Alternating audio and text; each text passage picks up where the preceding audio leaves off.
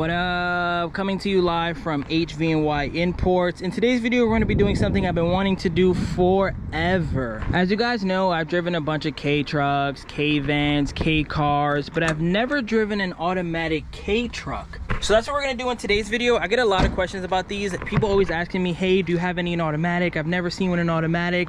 And I want to hopefully show you guys more of this one and maybe answer some of those questions, why automatics are so rare. So this is a 1995 Daihatsu HiJet S110. So if you're ever shopping for a HiJet, the 10 just means it's four-wheel drive. So if you see S100, that means that Kei Truck is rear-wheel drive only. And if you see 110, it'll have this button right here where you're able to turn the four-wheel drive on. This one happens to also be a dump bed, which I'm going to show you. This guy also has AC. I think the best part about this truck is that it's blue. As you can see, most Kei Trucks are white. So whenever you can find one in a different color, to me, it makes it a little more special. Now let's get into the passenger side. Everything is pretty clean. Got your glove box there. Whoever had this Kei Truck in Japan put some aftermarket speakers in the door. I think that's a great touch. Also has this wood grain steering wheel. And correct me if I'm wrong, I don't believe it comes with this little storage cubby right here. If you have an S100 or S110 Kei Truck, comment below if your car has that. I feel like it doesn't. Besides that, exterior wise, it's pretty much like every other Kei Truck. There's a white one over there. I'm gonna show you at the end. Show you guys some little differences. But let's get into the bed. Something that's a lot different than your standard Kei Truck. So very famously, Kei Trucks are known for all three sides folding down, and this one still does that, but they don't come off. So I'm gonna show you guys how it works. You would have to put this guy up. You'll walk over to this side and put this one up, and just like your normal Kei Truck, you're able to put it down, but usually you're able to slide it off. You can see on these latches, you won't be able to do that with this, but you still get to put all the four sides down, which I think is still pretty cool. And here's how it looks with all the sides down. From here, it just looks like your standard Kei Truck. You don't even know what to dump. And just like that, back to having a normal Kei Truck. Now let's turn this on. Put the dump bed back.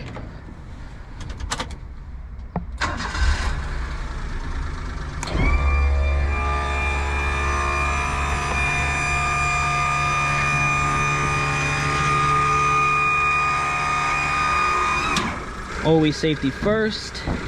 And here we have our dump bed. I think that's a very good truck, especially on automatic. I feel like this is like the perfect farm truck.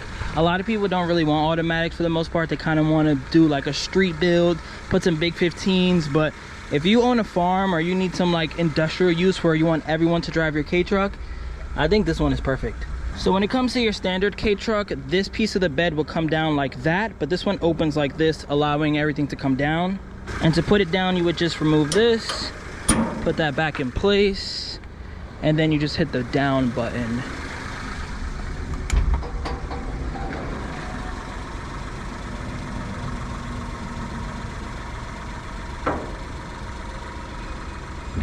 Ta-da! So now let me pop the hood, show you guys what's under there. The way you do that is to flip this forward. Then you'll be able to pick it up like that. You got your radiator. This guy is twin cam, 12 valve. You got your jack right there. Put this seat down or work our way to the passenger side. Same for this side. You just put this seat forward. Then grab it down here. And boom. Looks like it has some newer belts. Got your washer fluid, your coolant overflow. Put this back down, and then the way to lock your seat is that you just flip this forward and then you lock it into place. But I think that's pretty much it. Everything else is pretty standard to your Kei Truck. Let's drive this one around, see how it feels. It's so weird getting in one of these and not having a clutch. It's almost like second nature, but this one's a 3-speed, so we're gonna go into drive. Let's see how it feels. No power steering, of course, but it being automatic kind of makes life a little easier. Going 20 kilometers an hour.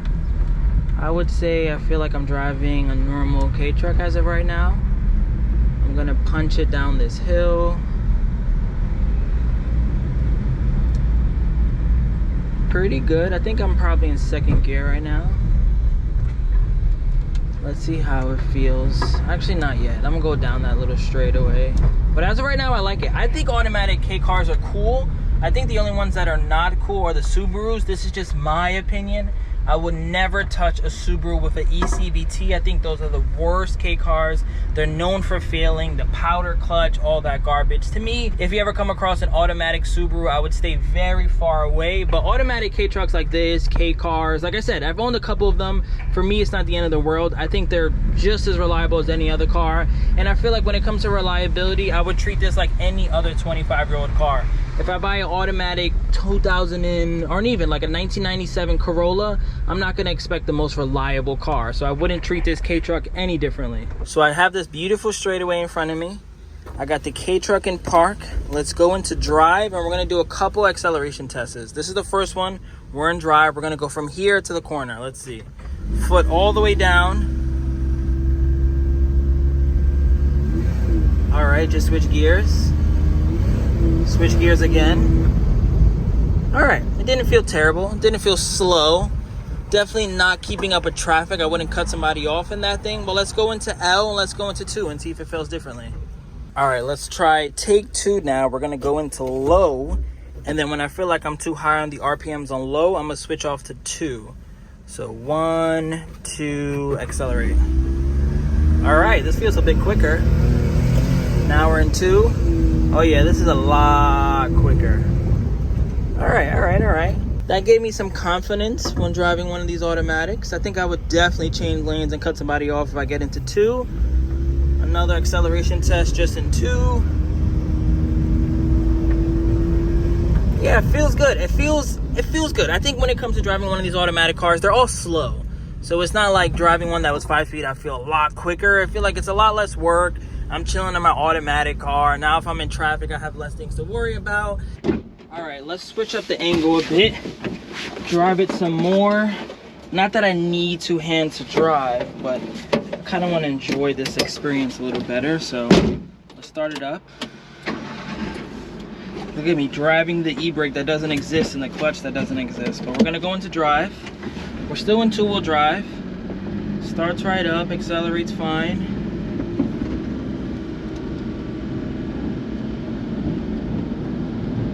Going 40 kilometers an hour, I don't even feel the transmission change. It's a little peppy too, like still being automatic. When you get it going, it's going. Like right now I'm going 50, which is about I think like 30 something miles per hour. See if the e-brake works. Oh, I can't slide. Is it because it's automatic? I definitely should have slid right there. That's crazy. I don't love that. But all right, let's stop now. Let's go into 4-wheel drive, see if it feels a little better. I'm gonna go into park, hit the 4-wheel drive button, the light is on. Let's see if this feels any different. Is it any quicker? Going 30 kilometers an hour.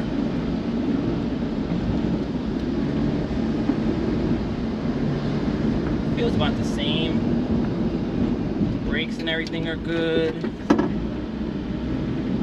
It feels good. It feels like, honestly, my like final opinion on an automatic K truck is that it's not any slower. It doesn't feel any faster. It feels pretty much exactly the same.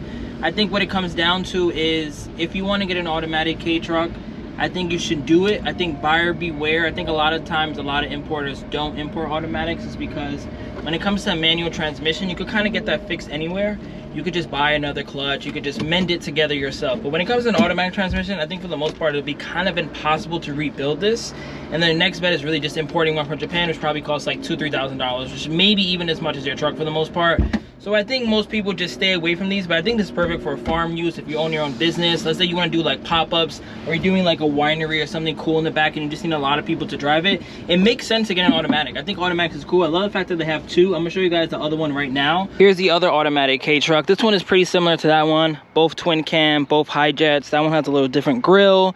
And then this one isn't a dump, so the way the bed goes down is like this. Just open these 2 up, and then it comes down like that.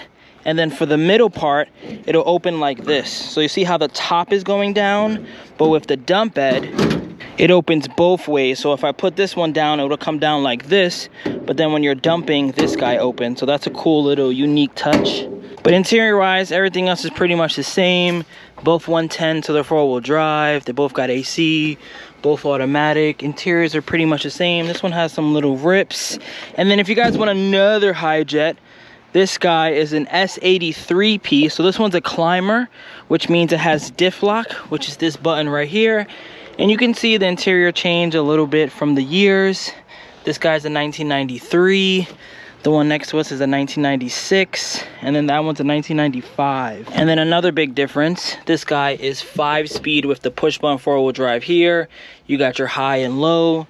And then this guy is automatic with your 4-wheel drive just being this button. But I'm in this video here. It was cool to drive an automatic Kei truck. Honestly, it feels exactly the same. You guys definitely will see an automatic Kei truck on the channel.